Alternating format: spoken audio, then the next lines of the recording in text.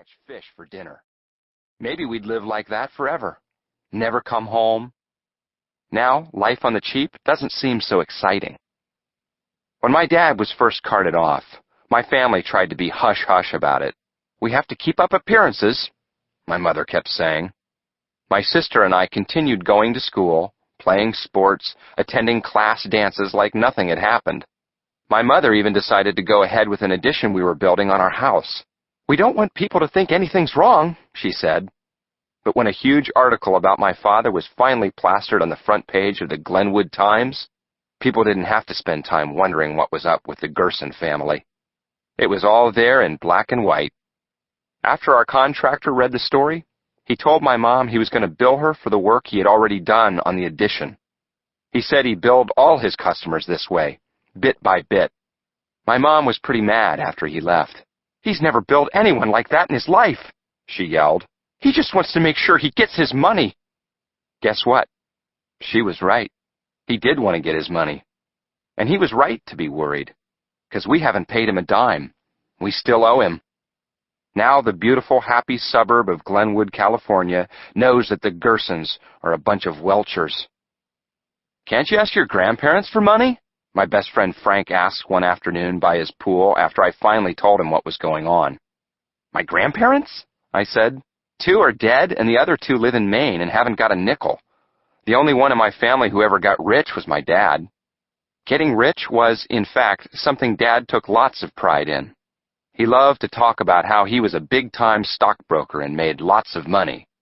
"Gerson boy makes good," he used to say every time he bought something big. He said it the time he bought a boat, the time he drove home a new Mercedes, and the day he bought our beach house. He doesn't say it now. "You must have some money somewhere," Frank said after thinking it over for a few minutes. I wanted to hit him, but I forgave him for this stupid remark because it's exactly what I said over and over to my mother. "We must have some money somewhere," I kept saying, but she only shook her head. "I know this is hard for you to understand," she told me. "It's hard for me to understand, but even after we sell everything we have, we're still in debt. We've got nothing." She said this and then started crying for the 150th time. Funny, after watching your mother cry 150 times, it doesn't get any easier. It always hurts. And I'm sure it'll hurt after I see it for the 1,000th time. Chapter 3. So let me tell you what my family does have besides a jailbird dad and a mound of debts. We have a crazy aunt. When you're coasting by on your looks and your dad's cash, a crazy aunt doesn't seem very useful. But crazy aunts almost always have big houses where poor relatives can go to live. My aunt has no money and no swimming pool. She doesn't even own a car. But my aunt has a big house. Or she has a house that was big enough for my mother, my sister, and me to live in after the government and our rip-off artist lawyer took everything we owned. My crazy aunt is well over 6 feet tall. Okay, that's not quite true. I lie a lot since my father went to jail, or so my mother tells her friends on the phone when she thinks I'm not listening. But she's nearly 6 feet, and she's so skinny that she looks like she might float away.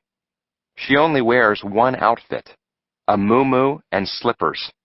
Muumuus are long dresses with long sleeves that are cut something like a painter's smock, except they're sometimes made of silk. A muumuu is always pink or purple, and always covered with flowers. My aunt has 8 million. Okay, maybe not 8 million. But no one could call me a liar if I said that she had 1,000. That's a fact. Her name is Mary. Aunt Mary. She's actually my mother's aunt, which makes her my great-aunt. We didn't used to visit her much. She lived on the wrong side of the tracks. Now we live on the wrong side of the tracks with her, and we visit with her every day. The one thing I like about Aunt Mary is that she doesn't nag me. In fact, she thinks whatever I do is terrific or swell. I could spend the whole day eating onions and puking on her carpet, and she'd think that was super. Super, she says, in response to almost anything I do. She's also a fount of wisdom, as my mother says. For instance, one morning she told me that all a man needed to make it in this world is a hot lunch and shoes that can hold a shine. I told her I needed a motorcycle because I was late for work and my boss was nuts. "Well, we'll have to find you a motorcycle then," she said. Then she kissed me on the head, which I can't avoid because she's so tall and quick that she always plants one on me before I know what's going on. I think it made my Aunt Mary happy that we went broke and all crammed into her house. She certainly likes to kiss us. Chapter 4. Dad's trial took forever. Like, it took forever to even get started, and then took forever for him to finally get sentenced. That's how they do it. First they arrest you. Then they try you in court. Then they sentence you. They might have let my dad come home between the arrest and the sentencing, but they called him a flight risk. He wouldn't have been a flight risk if he hadn't tried to run. But try to run once, they think you'll try again. Apparently some of the lawyers for the government also thought that Dad had stashed money away somewhere. If he did, I never saw any of it, so he better not have. Anyway, the possibility that you've got some loot somewhere makes you even more of a flight risk. That was one of the things Mom was most mad about, that Dad couldn't come home during the trial. "Why did you try to run?" she said over and over in the prison visiting room. "Where did you think you'd go? There were 8 cops with guns." He just kept saying, "I wasn't thinking clearly." I was just happy to have the guy out of our lives, given what he'd put us through. The only reason I occasionally wished he was around was so he could flip burgers instead of me. That was the first job I got after Dad got sentenced. First job I ever had. I didn't need to do it for more than one day to realize that I hated it. A month before the sentencing was when we moved into Aunt Mary's. The jury found Dad guilty, so the jig was up. No more hoping it'd all blow over. Dad was in the slammer and there to stay. Probably for a few years, our rip-off artist lawyer told us. We had to put our house on the market and sell it for way below what it was worth, my mom said. But we had to take what we could get. Couldn't wait around for the right price. The bill collectors were knocking. We hired a bunch of cut-rate movers who broke things and weren't nice to my mother. When we first moved into our house 8 years earlier, the movers were all in nice uniforms and kept calling me Tiger and Big Guy. These guys didn't say anything to me. They just grunted. I guess it didn't matter too much. We had to sell most of our stuff anyway, so there wasn't that much to move. We just kept what we couldn't sell and the things that had sentimental value. Let me say this about things with sentimental value.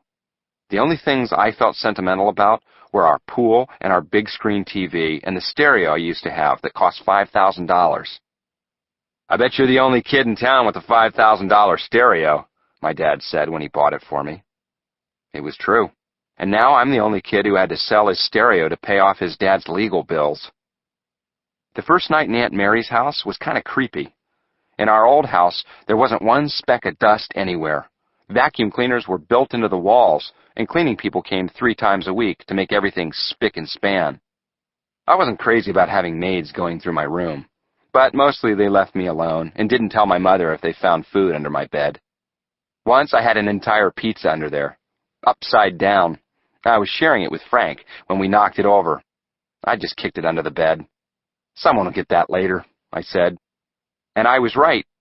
The maid, Kirsten, told me that she didn't like seeing things like that, but that she wouldn't tell my mom. I liked Kirsten. I liked her cleaning my room, keeping everything spick and span. Anyway, the first night in my new room at Aunt Mary's was hard. The whole place smelled like dust and mold, and my bed was 9 million years old. It had something like a big ditch running down the middle and was really lumpy. I think my great-uncle died in that bed. When I asked my mom if that was true, she told me not to be silly. But you can't tell with a place like Aunt Mary's. In my old house, a guest could be confident that he or she was getting a bed where absolutely no one had died. At Aunt Mary's, you had to take your chances.